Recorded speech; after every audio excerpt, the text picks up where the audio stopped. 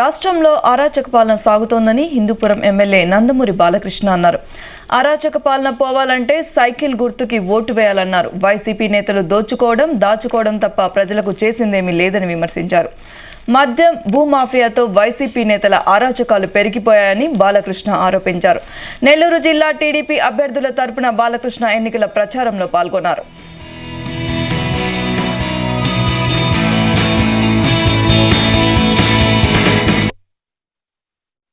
పేరుతో ఈ 3 సంవత్సరాలు గడిపేశాడు రాజధాని పేరుతో.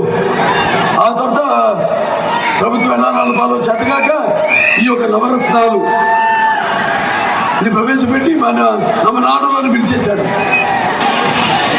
తన అహంతో మన మెడలను పిలిచేశాడు, మంచేశాడు. అలా మనం ఇప్పుడు మనం ఒక్కొక్కరి మీద భారం ఎంత ఉందో మీరు ఒకసారి ఆలోచించాలి. అప్పుల భారం సుమారుగా 10 లక్షలు ఉంటుందండి. ఒక్కొక్కరి మీద 5 లక్షల రూపాయల భారం. రేపు మనం తీర్చాలి అప్పులు.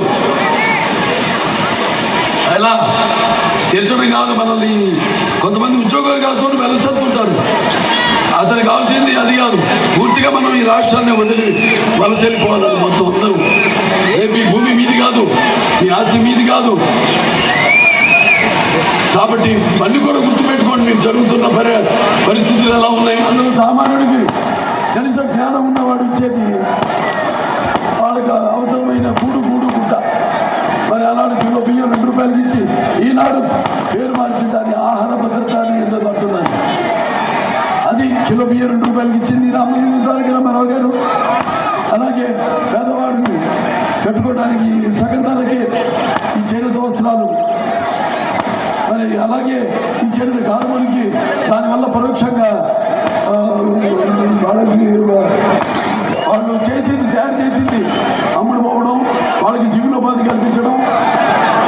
అలాగే పెన్షన్ ఆనాడు 30 రూపాయలు వృద్ధాప్య పెన్షన్తో మొదలైంది.